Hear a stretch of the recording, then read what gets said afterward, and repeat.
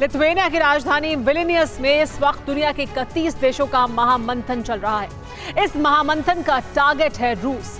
NATO देशों के इस महामंथन में तय किया जा रहा है कि रूस को रोकने के लिए क्या कदम उठाए जाएंगे। रूस के खिलाफ बड़े सैन्य अभियान का ब्लूप्रिंट तैयार किया जा रहा है, यानी एक ऐसे युद्ध का प्लान तैयार हो रहा है जो आधी धरती के विनाश का कारण बन सकता है।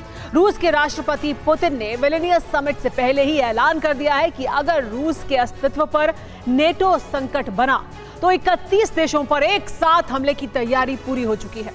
देखिए रूस के खिलाफ नेटो की मोर्चेबंदी क्या है और रूस ने कैसे 31 देशों के खिलाफ न्यूक्लियर घेरा तैयार किया है।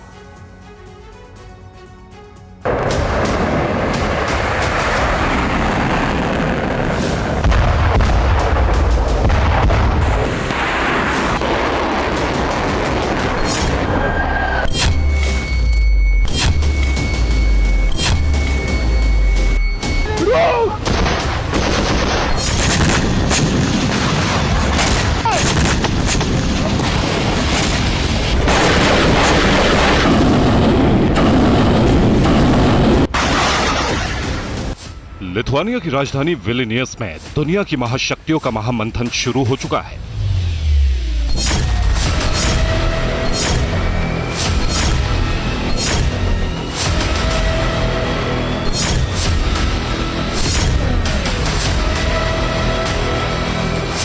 विल्नियस में नाटो समिट 2023 आरंभ हो चुका है। Welcome back to और इसी के साथ एक खतरा प्रचंड हो गया है। ये खतरा है नाटो और रूस के सीधे टकराव का।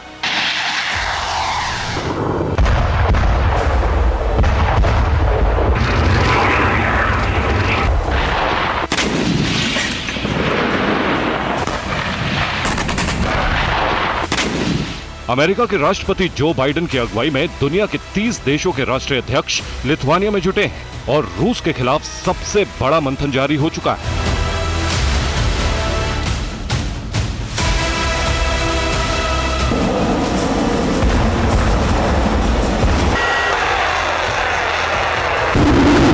नाटो की इस बैठक का एजेंडा तो बताया गया है यूरोप की सुरक्षा, रूस की आक्रामकता के खिलाफ रक्षात्मक तैयारी, लेकिन कई ऐसे सवाल हैं जिनसे नाटो देशों और रूस के बीच सीधे टकराव की आशंका जोर पकड़ रही है।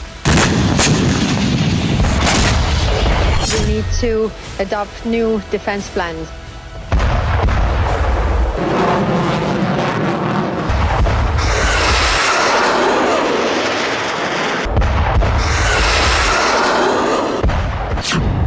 पहला सवाल ये कि क्या रूस के खिलाफ नाटो के 31 देश युद्ध में उतरने वाले हैं? क्या क्रेमलिन पर सीधे हमले की तैयारी की जा रही है? क्या रूस पर हमले से पहले 31 देशों की सहमति लेने के लिए विल्नियस में बैठक बुलाई गई है? क्या इस बैठक में यूक्रेन को नाटो सदस्यता देकर रूस पर हमले का आधार तैयार किया जा रहा है?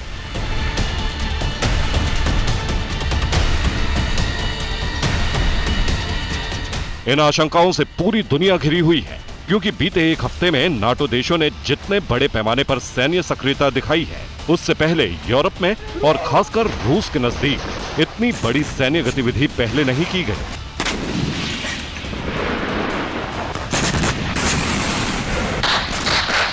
नाटो समिट शुरू होने से पहले ही 10 जुलाई को नाटो सेनाओं ने रूस की सीमाओं का घेराव करना शुरू कर दिया। रूस की सीमा के नजदीक नेटो ने अब तक की सबसे बड़ी सैन्य तैनाती की है। लिथुआनिया से पोलैंड और फिनलैंड तक नेटो फोर्सेस रूस के खिलाफ तैनात हैं।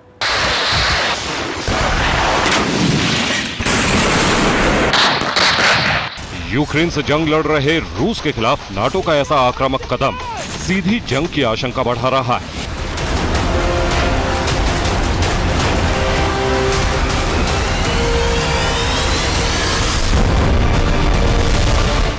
रूस के खिलाफ नाटो की तैयारी के साथ साथ विल्नियस की बैठक में रूस के खिलाफ बड़ा एजेंडा रखा गया है।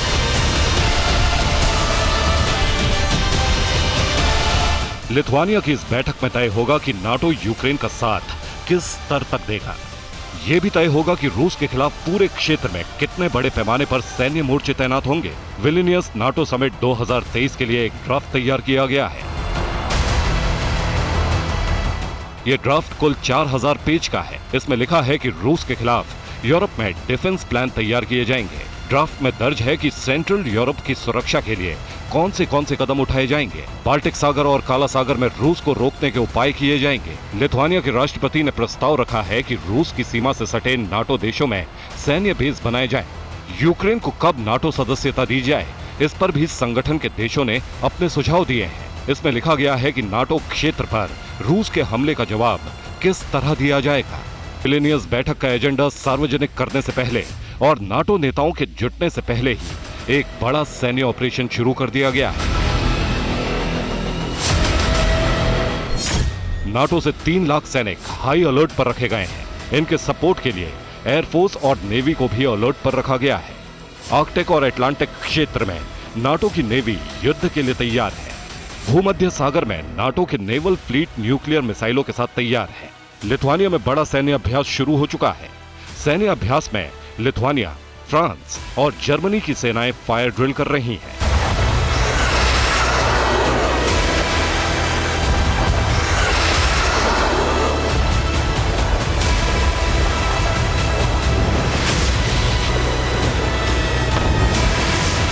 ये नाटो की रूस के खिलाफ तैनाती है, तो इस समिट से पहले ही यूक्रेन पर बारूदी बारिश करके रूस ने स्पष्ट कर दिया है कि अगर यूक्रेन को नाटो सदस्यता दी गई तो अंजाम क्या होगा।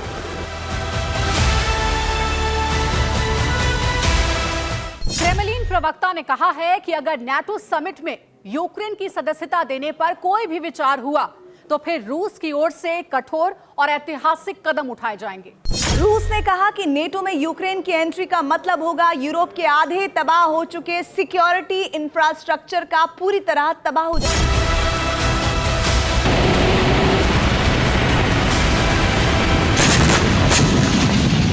रूस ने पूरे यूरोप को तबाह करने की धमकी जारी कर दी है। बीते कुछ ही हफ्तों में रूस ने नाटो के खिलाफ कई स्तर पर एटमी तैयारी की है।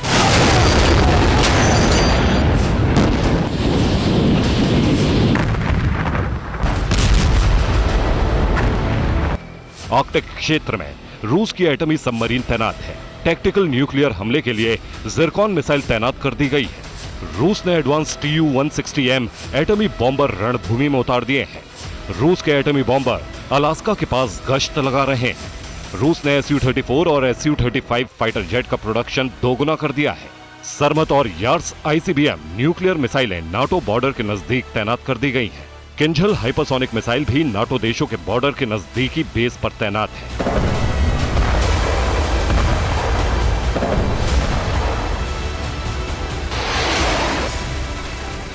नाटो के 31 देश रूस को घेरने के लिए यूरोप में महामंथन कर रहे हैं, तो रूस ने अपने सबसे एडवांस हाइपरसोनिक हथियार एटमी वॉरहेड के साथ तैनात कर दिए हैं।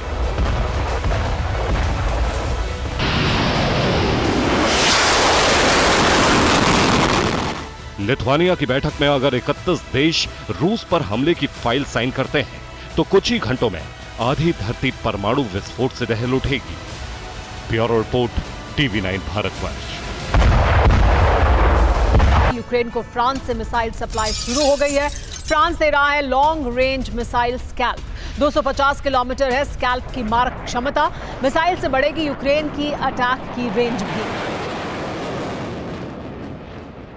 तुर्की नेटो का अहम सदस्य है, मगर तुर्की के प्रेसिडेंट अर्दोआन के करीबी रिश्ते पुतिन से भी हैं। और इसका अंदाजा आप इस बात से लगा सकते हैं कि तुर्की दुनिया का एकमात्र ऐसा मुल्क है जिसके जंगी खाने में यूएस का F-16 फाइटर जेट भी है और रूस का S-400 मिसाइल डिफेंस सिस्टम भी। लेकिन इसी तुर्की ने नेटो समिट से पहले पुतिन की पीठ में छुरा घोंपा है। अपने फायदे के लिए स्वीडन पर सौदा करते हुए रूस को धोखा दिया है, जिसका नतीजा ये हुआ है कि जल्द ही स्वीडन नेटो में शामिल हो सकता है। यकीन मानिए, अगर ऐसा हुआ तो फिर डबल वॉर फ्रंट पर रूस की घेरेबंदी हो जाएगी। बाल्टिक से बैरेंट्स सी तक बारूदी चक्रव्यूह तैयार हो जाएगा, जिसे भेद पाना पुतिन के लिए किसी खतरे से कम नहीं है। आखिर क्यों, आप भी देखिए। उल्फ क्रिस्टोफरसन के बीच बातचीत हुई। इसके बाद नेटो चीफ ने अपने ताजा बयान में साफ किया कि तुर्की ने स्वीडन के मुद्दे पर सहमति जता दी है।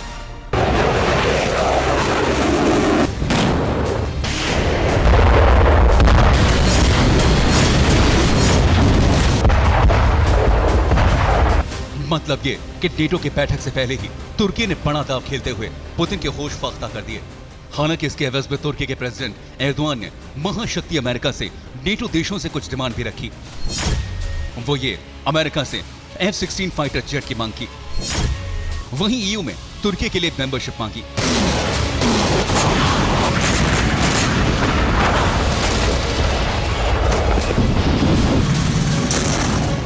फौरन अमेरिका ने तुर्की की दोनों मांगों को स्वीकार कर लिया और स्वीडन की सदस्यता पर तुर्की ने जो आपत्ति जताई थी उसे भी हटा लिया। बस फिर क्या, जैसे ही तुर्की का स्वीडन को लेकर स्टैंड सामने आया, फौरन रूस ने तुर्की को भी दुश्मन करार दे दिया।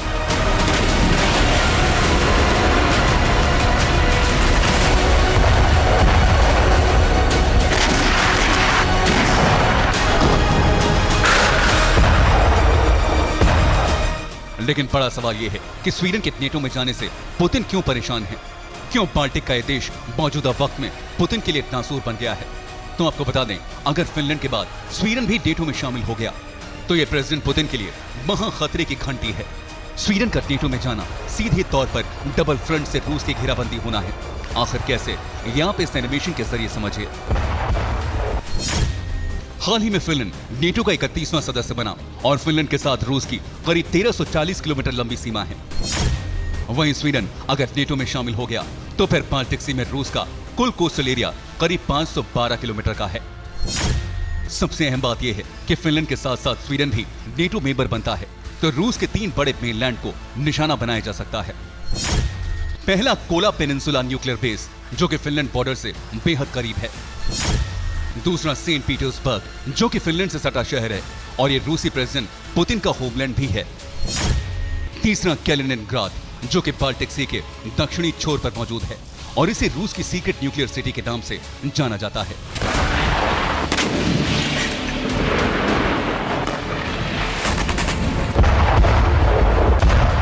यानी जल्द ही उत्तरी अटलांटिक संधि संगठन में शामिल देशों की तादाद 31 से 32 हो सकती है।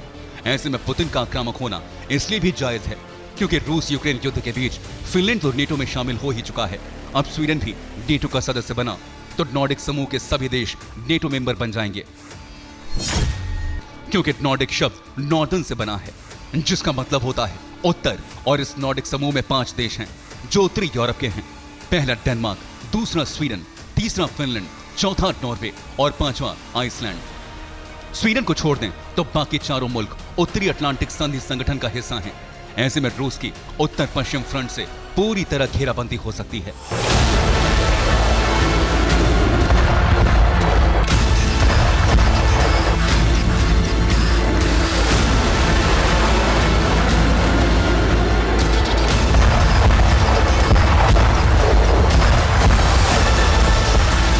रूस को चौतरफा घेरने के लिए अमेरिका और नेटो जिस चक्रव्यूह को तैयार कर रहे हैं उससे पुतिन का माथा ठनक चुका है और शायद यही वजह है कि रूसी डिफेंस ने पोसाइडन ड्रोन यानी एटमी सबमरीन से दागे जाने वाला सुनामी बम का टेस्ट नीले समंदर में कर दिया।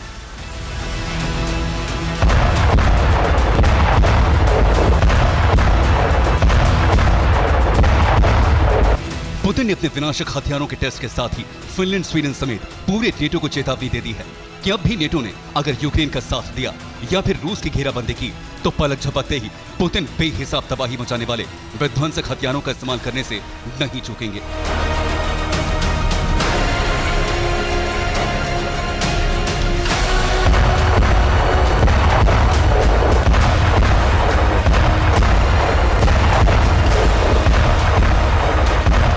आपको बता दें, पुतिन का विनाशक अपने एक वार से 10,000 किलोमीटर तक सब कुछ तबाह कर सकता है क्योंकि यह जल दैत्य 100 मेगाटन एटमी विस्फोटकों से हर वक्त लैस रहता है।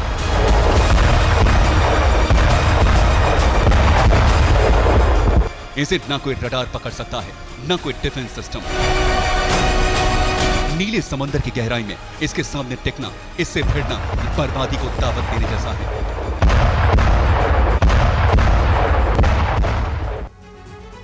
पोसाइडन ड्रोन को न्यूक्लियर सबमरीन के जरिए दागा जा सकता है। ऐसे में अगर बाल्टिक सी या फिर बैरेंट्स सी के जरिए रूस पर अटैक हुआ तो पुतिन अपने विश्व विनाशक हथियार को वॉर जोन में झोंक सकते हैं, क्योंकि पोसाइडन ड्रोन की समंदर में रफ्तार 185 किलोमीटर प्रति घंटे तक की होती है।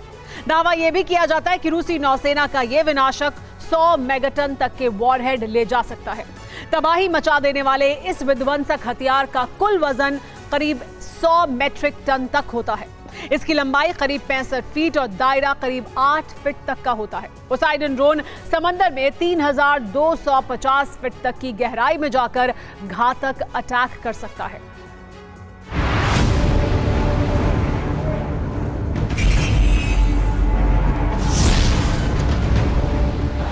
भले ही दिखने में पोसाइडन ड्रोन किसी मिसाइल की तरह या फिर सबमरीन से दागे जाने वाले किसी टॉर्पीडो की तरह हो, लेकिन ऐसा बिल्कुल नहीं है। जिस तरह से हवा में मार करने वाले अटैक ड्रोन होते हैं, ठीक उसी तरह रूसी डिफेंस भी समंदर में हमला करने के लिए पोसाइडन ड्रोन का इस्तेमाल करता है।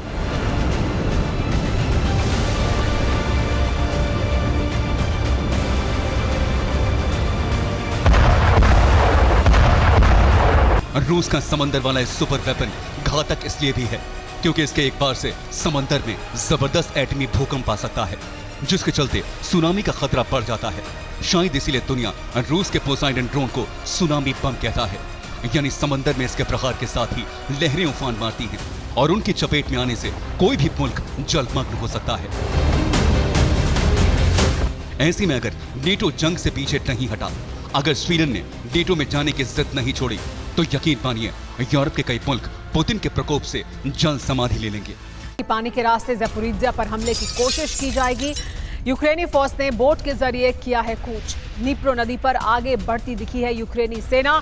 यूक्रेनी फौज की बोट पर हुआ भीषण हमला।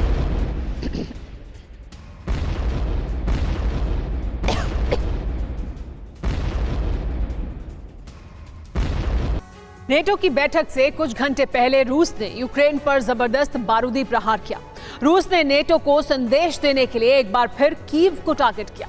कीव में अमेरिकी पेट्रियट की तैनाती के बावजूद रूस की सेना कई आत्मघाती ड्रोन भेज चुकी है। इसके अलावा यूक्रेन के पूर्व से पश्चिम और उत्तर से दक्षिण तक हमले किए गए। खास बात यह है कि नेटो की बैठक से ठीक पहले पुतिन ने पश्चिमी इलाकों पर बारूद बरसाया है। हालांकि रूस का दावा है कि बाखमुत को रूस की सेना से मुक्त कराने का मिशन बेहद तेज है और यूक्रेन को नई कामयाबी भी यहां हासिल हुई है।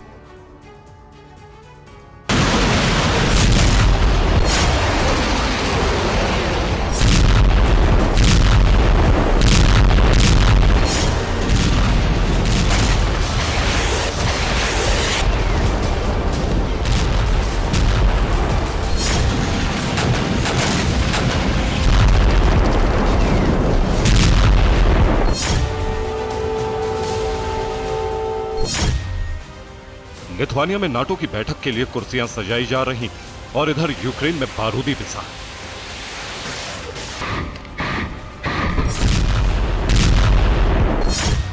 नाटो की बैठक से 12 घंटे पहले यूक्रेन में रूस के बारूदी प्रहार का तूफान शुरू हुआ और कई घंटे तक चलता रहा।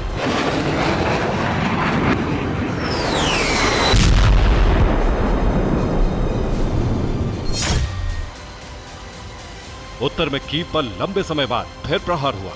दक्षिण में ओडेसा में भी धमाके हुए, तो वहीं पूरब में सूमी और पश्चिम में लवीव पर बारूद की बरसात हुई। रूस ने यूक्रेन पर चारों दिशाओं से हमला किया। अमेरिकी पेट्रियट की तैनाती के बाद यूक्रेन की राजधानी कीव पर आसमान से हमला करना नामुमकिन हो चुका है। इसके बावजूद सोमवार की रात कीव में अलर्ट सायरन की आवाज गूंजने लगी।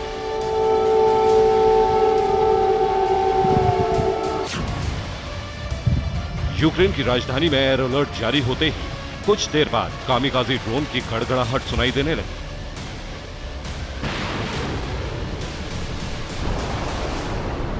कीव की सुरक्षा में तैनात एयर डिफेंस से मिसाइलों की फायरिंग शुरू हो गई।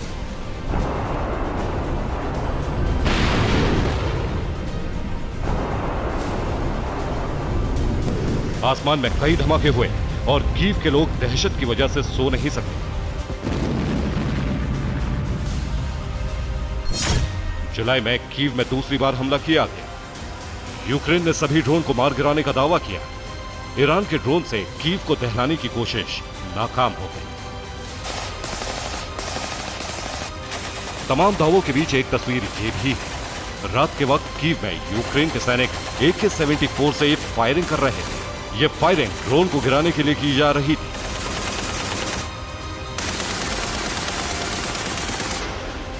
ड्रोन को देखने के लिए फ्लैशलाइट का इस्तेमाल किया जा रहा है। अब सवाल है कि क्या कीव में एयर डिफेंस खाली हो चुके हैं?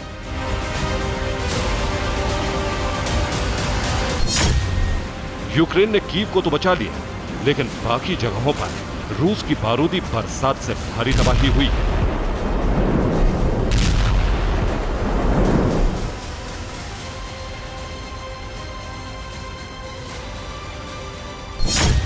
रूस की सेना का दावा है कि डोनेस्क में यूक्रेन के हमलों का मुंहतोड़ जवाब दिया जा रहा है।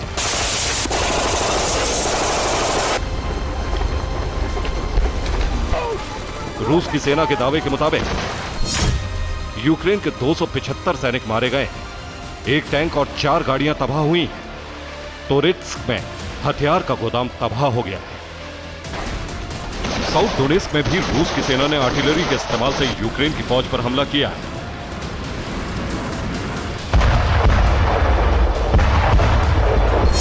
ज़ेपोरिज़िया में भी रूस ने एक बार फिर यूक्रेन को बड़ा नुकसान पहुंचाया है।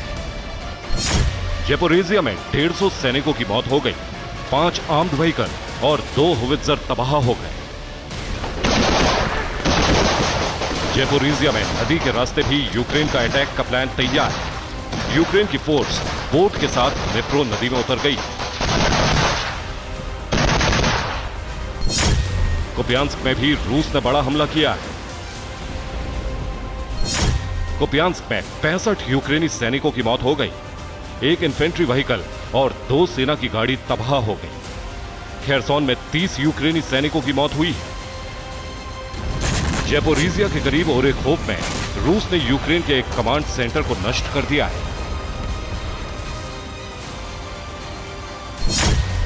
खेरसोन में यूक्रेन को एक बार फिर बहुत बड़ा नुकसान हुआ है। खेरसोन में यूक्रेन के 2 सुखोई 25 फाइटर जेट क्रैश हो गए। रूस का दावा है कि उसके सैनिकों ने यूक्रेन के सुखोई गिराए हैं।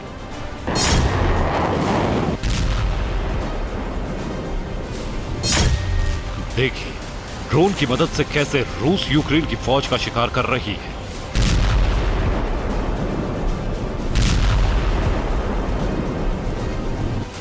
क्रिमीनिया इलाके में रूस के ड्रोन ने यूक्रेन के सैन्य ठिकाने पर हमला किया और कई टैंकों को तबाह कर दिया। जंग में छिपे सैनिकों को भी ड्रोन की मदद से तलाश करके ग्रेनेड ड्रॉप किया गया। यूक्रेन के डिप्टी डिफेंस मिनिस्टर का दावा है कि बाखमुत में यूक्रेन की फौज रूस के सैनिकों पर हावी हो रही है।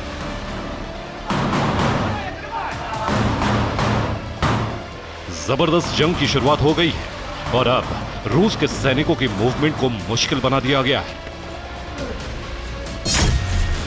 यूक्रेन के सैनिकों ने बाखमुत की ऊंचाई वाली जगहों पर कब्जा जमा लिया है और वहीं से फायरिंग की जा रही है।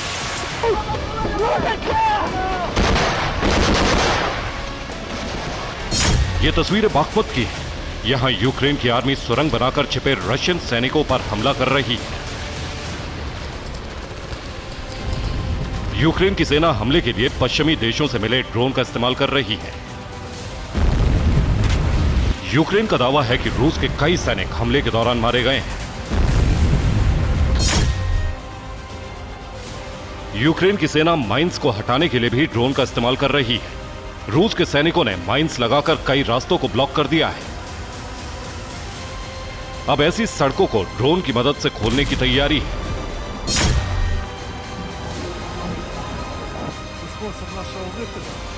ये वीडियो मारियंका का है। यहां जितनी भी जली हुई गाड़ियां नजर आ रही हैं, वो यूक्रेनी फौज की है। रूस के हमले में यहां यूक्रेन का टैंक भी तबाह हो गया है। पश्चिमी देशों से आए आर्म्ड व्हीकल्स को भी रूस की सेना ने नष्ट कर दिया है। अब इस इलाके में रूस के सैनिकों का कब्जा है।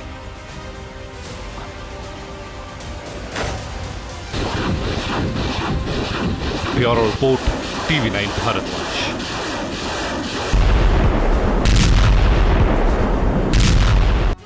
चौबीस जून को खबर आई थी कि वैगनर चीफ प्रिगोजिन ने विद्रोह कर दिया है, लेकिन अब उसी विद्रोह पर एक बड़ी जानकारी भी सामने आई है। वो ये कि विद्रोह की स्क्रिप्ट क्रेमलिन में लिखी गई थी, यानी पुतिन के ऑर्डर पर विद्रोह हुआ और उसकी आड़ में नेटो के खिलाफ ऐसा चक्रव्यूह तैयार किया गया जिसमें न सिर्फ नेटो देश फंस गए हैं बल्कि जेलेंस्की के मर्डर का प्लान भी तैयार हो गया है। आखिर कैसे पुतिन और प्रिगोजिन के बीच दो सीक्रेट मीटिंग में कीव से लेकर नेटो देशों पर एटमी अटैक की कमान प्रिगोजिन को सौंपी गई है, इस एक्सक्लूसिव रिपोर्ट में आप भी देखिए।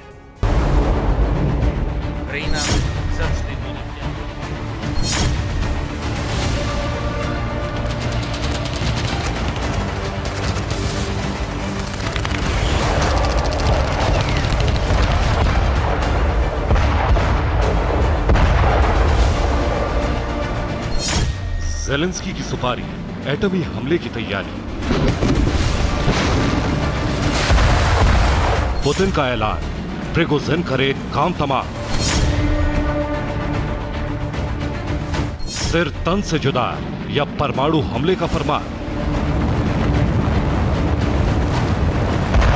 यानी जंग का वो दौर आ चुका है जब पुतिन आर पार के मूड में है। जंग का खात्मा किया जाए और यह सिर्फ जेलेंस्की के अंत से ही मुमकिन है।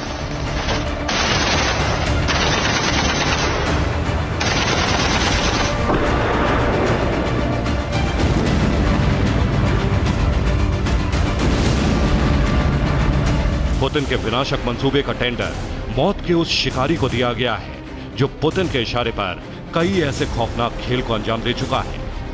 लेकिन अब मामला दूसरा है। उसे अगर पुतिन का भरोसा पूरी तरह से जीतना है तो जेलेंस्की को मौत के घाट उतारना ही होगा।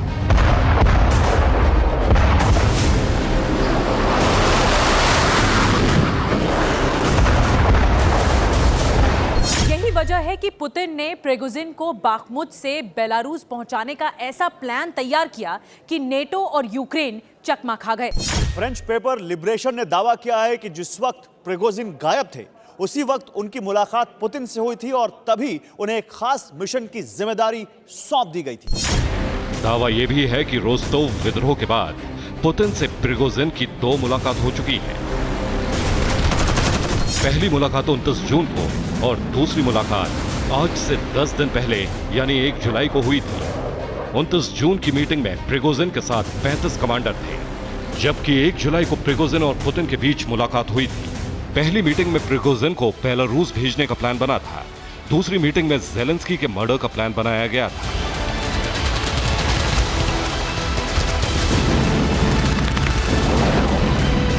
दोनों की मुलाकात को क्रेमलिन के प्रवक्ता दिमित्री पेस्कोव ने कंफर्म किया है।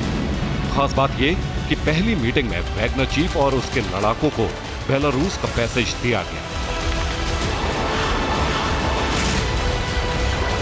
जबकि दूसरी मुलाकात में प्रिगोजिन को यूक्रेन पर न्यूक्लियर अटैक की खुली छूट दे दी गई, यानी एटमी हमला करके जहां यूक्रेन का काम तमाम हो और दूसरी तरफ जेलेंस्की को मार के जंग को खत्म किया जाए।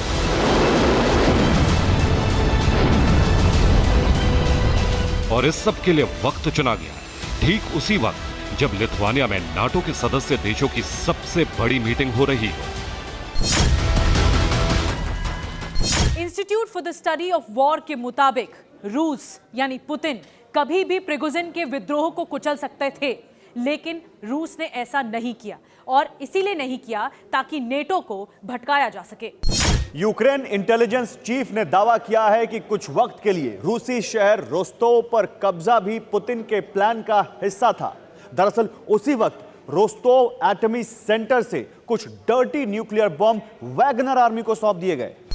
यानी बेलारूस पहुंचने वाला वैगनर ग्रुप न्यूक्लियर हथियारों से लैस है, जिसके लड़ाकों को मिसाइल लॉन्च करने की भी ट्रेनिंग दी जाएगी।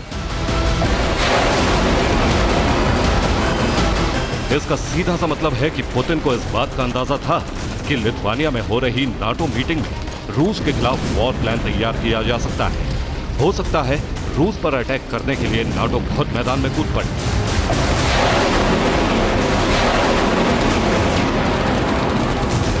इसलिए पुतिन ने प्रिगोजिन के विद्रोह की आड़ में ऐसा प्लान तैयार कर लिया जिससे अब नाटो की नींद उड़ी हुई है। उसे हर एक कदम फूंक फूंक कर रखना होगा, खासतौर से रूस के खिलाफ जंग का ऐलान करने से पहले 1000 बार सोचना होगा।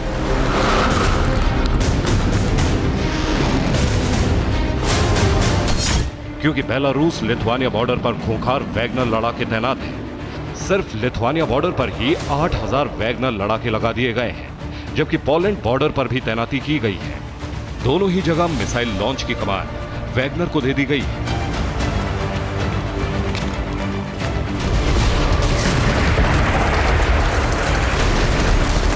यानी प्रिगोजिन पुतिन के दिए मिशन के लिए पूरी तरह से तैयार है, जहां एक तरफ अपने लड़ाकों को कीव में घुसकर अटैक का ऑर्डर जारी कर सकते हैं और दूसरी तरफ एटमी वॉरहेड लगी मिसाइल से अटैक का भी फरमान जारी कर सकते हैं।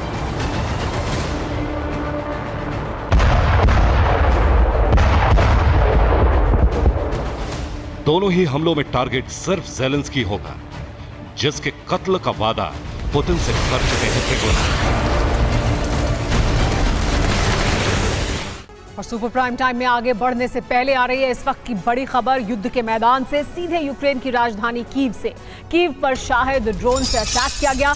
कीव पर 1 दर्जन से ज्यादा ड्रोन अटैक हुए। कीव पर एक दिन शुरू होते ही बड़ा अटैक हुआ। कीव पर रूस का इस महीने का यह सबसे बड़ा हमला है। नेटो की मीटिंग से पहले बाइडेन ने एटमी ताकत दिखाई है, जिससे रूस ने बौखलाकर पोसाइडन और किंजल के दम पर बड़े हमले की धमकी भी दे डाली है। अब सवाल यह उठ रहा है कि पहला अटैक कौन करेगा, क्योंकि दोनों देशों के पास परमाणु बम है। अगर नेटो मीटिंग में रूस के खिलाफ जंग का ऐलान होता है तो तबाही का ऐसा दौर शुरू हो जाएगा, जिसमें एक तरफ से किंजल बरसेंगी तो दूसरी तरफ से मिनटमैन मिसाइल का प्रहार होगा। यानी जंग सीधे तौर पर अमेरिका वर्सेस रूस हो जाएगी।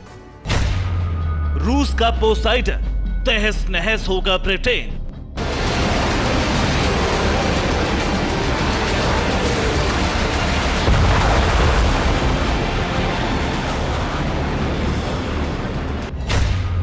अमेरिका ने दिखाया दम, कोहराम मचाएगी किंजल।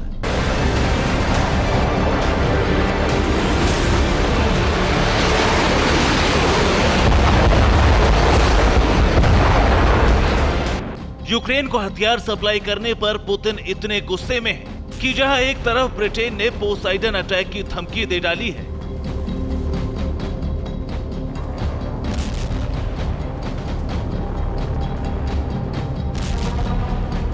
वहीं दूसरी तरफ अमेरिका को भी सबक सिखाने की तैयारी है। रूस ने हाइपरसोनिक मिसाइल किंजल को अलर्ट मोड पर डाल दिया है।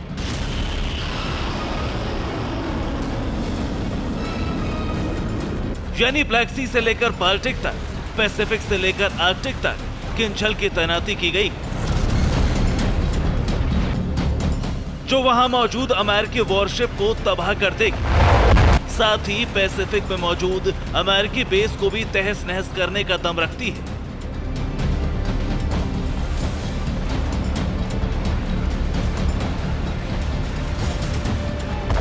किंजल से बर्फी तबाही यूक्रेन देख चुका है, जिससे अमेरिका को सबक सीख लेना चाहिए।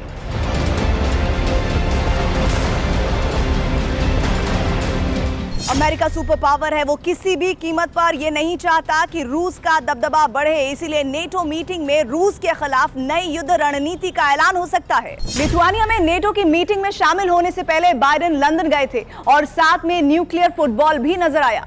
यानी बाइडेन रूस को यह मैसेज देना चाह रहे हैं कि वो कहीं भी हो, कहीं से भी एटमी हमला करके रूस को डरा सकते हैं। न्यूक्लियर फुटबॉल यानी न्यूक्लियर वेपन लॉन्चिंग बैन। कहा जा रहा है न्यूक्लियर फुटबॉल को जानबूझकर बाइडेन के ब्रिटेन दौरे पर कैमरे पर दिखाया गया, जिससे नाटो मीटिंग से पहले ही रूस पर साइकोलॉजिकल प्रेशर बनाया जा सके। बाइडेन जब किंग चार्ल्स से मुलाकात के बाद डाउनिंग स्ट्रीट पर दिखे तो उनके पीछे पीछे अमेरिकी सिक्योरिटी फोर्स के एक सदस्य के पास न्यूक्लियर फुटबॉल दिखाई दिए थे।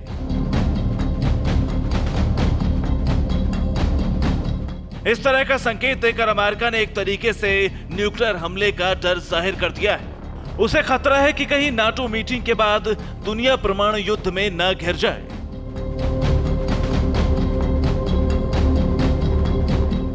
खासतौर से ब्रिटेन को रूस की पोसाइडन अटैक की धमकी के बाद यह खतरा बढ़ गया है। दूसरी तरफ किंजल को लेकर रूस की तरफ से जो बयान आया है वो भी रूस की जंगी तैयारी का इशारा करता है। क्रेमलिन की तरफ से कहा गया है किसी भी देश के पास किंजल का मुकाबला करने की ताकत नहीं, किंजल को रोक पाना असंभव है। पैट्रियट डिफेंस सिस्टम के द्वारा किंजल को मार गिराने का दावा सिर्फ यूक्रेन का एक प्रोपेगेंडा है। दरअसल ये बात अमेरिका भी जानता है कि मिसाइलों को लेकर वो रूस से पीछे है। हालांकि अमेरिका अपनी इकलौती लॉन्ग रेंज मिसाइल मिनटमैन के दम पर बड़ी तबाही का दावा करता रहा है। अगर रूस की किंजल और अमेरिका के मिनटमैन की तुलना की जाए तो किंजल की रेंज 1500 से 2000 किलोमीटर है, जबकि मिनटमैन की रेंज 10,000 किलोमीटर से ज्यादा है।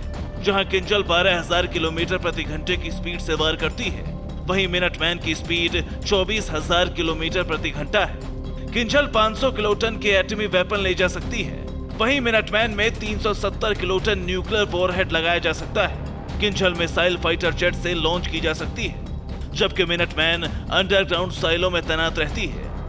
दोनों ही तरह की मिसाइल अलग अलग तकनीक पर बनी है, लेकिन किंजल के बारे में कहा जाता है कि इसे पकड़ पाना नामुमकिन है, क्योंकि ये बेहद तेजी से टारगेट को ध्वस्त करती है। और वैसे भी रूस के पास मिनटमैन की तुलना में कहीं ज्यादा मारक ICBM सरमत है, जो दुनिया में कहीं भी अटैक करके तबाही ला सकती है।